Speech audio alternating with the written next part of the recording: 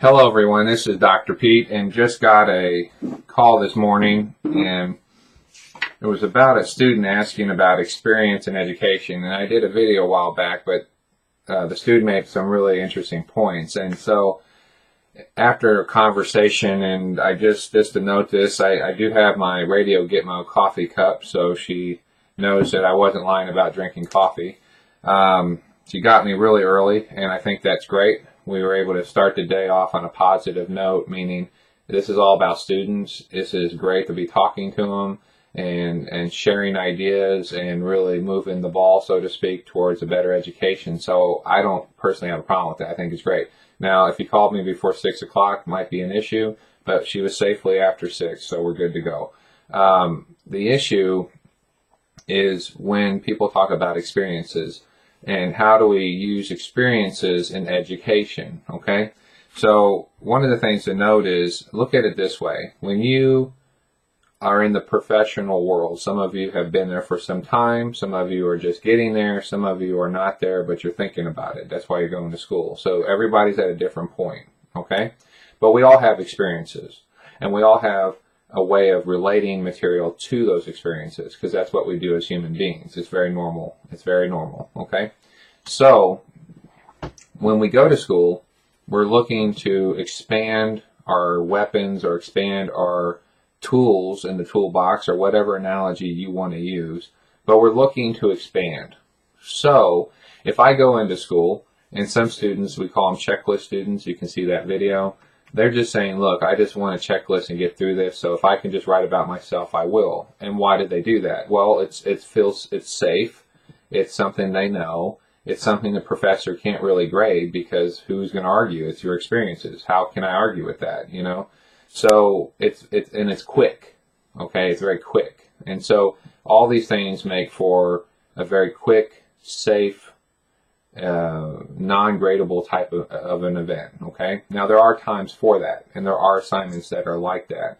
So hopefully your school is doing that sparingly and rarely, because the game here is that, okay, even though you have experience, and some people talk about old school, I'm on the streets and I learned this. Well, that's fine, good for you. I was too, but I still used education to show me this is what some experiences are. But let me use education to expand that, so I can relate different ways. I can relate from the combat arms. I can relate from the Air Force, Army. I can relate from the agency, meaning law enforcement. I can go into private business. I can do environmental stuff. I mean, the point is, I can do all that too. But the education component expands each of those over and over and over. So that gives me more depth, more ability, more talking, more resources.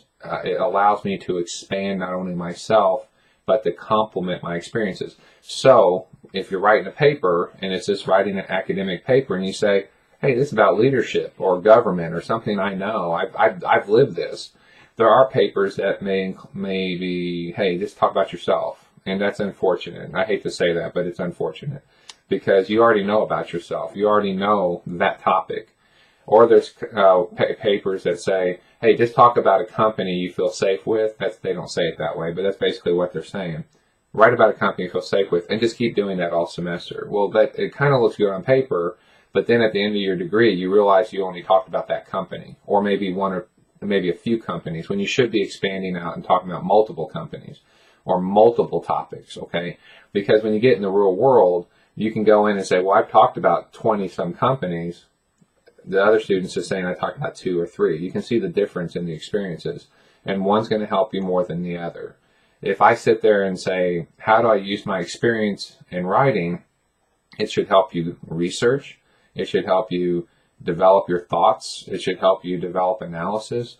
And sometimes when you cite something, you can expand on it. That's your analysis, and that's where the money comes in, so to speak, from your experience.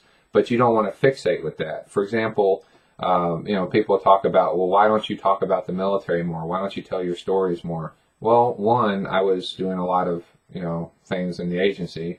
2, this is part of my life, okay? And I really love that part of my life, and I love hearing stories from people, but I can't fixate on it. I can't sit there and say that's the end of it. Let me just keep talking about old stories.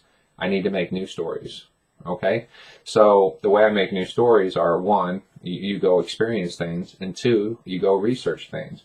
And so with this student, it was really interesting is that it kind of clicked, and I say that in a good way. She realized what was going on was it's easy to go back to the well, so to speak, and pull that information out. Whereas now she has the perspective, if I take time to research, I'm developing my education. 3 skills, okay? The researching skill, the writing skill, and the analysis skill. How do I read things? How do I put them into words? All these things come together, okay? So, not to belabor the point, but the big key here is let your experience guide you on how to research and develop your ideas and give what do you want to say? Not feedback, but to give that writing and critique. Let those things flow and help you. And it helps you to say, so if you have a situation like something to write about and it's a specific scenario, you should be able to use your experience to say, well, I'm going to take it from this perspective. And that guides your research, because instead of being over here researching this way, you're going to be over here researching this way. And you're going to guide that research, writing, analysis. But you may actually research and kind of get over here a little bit. And then that is notice that expansion. Or you can just stay here in this little tiny area and never grow anywhere else. And that's the goal. So it's something where once you've studied enough, maybe you want to be specialized. Even in the specialization, you still want to keep growing into that, what you're reading, not just centered it up and real narrow. You want to keep growing as much as you can. And that touches on different areas. Like I might read something on psychology, sociology, political, and historical. Now those really are related in some loose way, but they help expand the way I look at the topics I like to research, okay? So that's another way of looking at it as well. But this is an excellent way to start today. I do appreciate that, and if there's anybody else that has topics, always feel free to drop me a line. Thank you.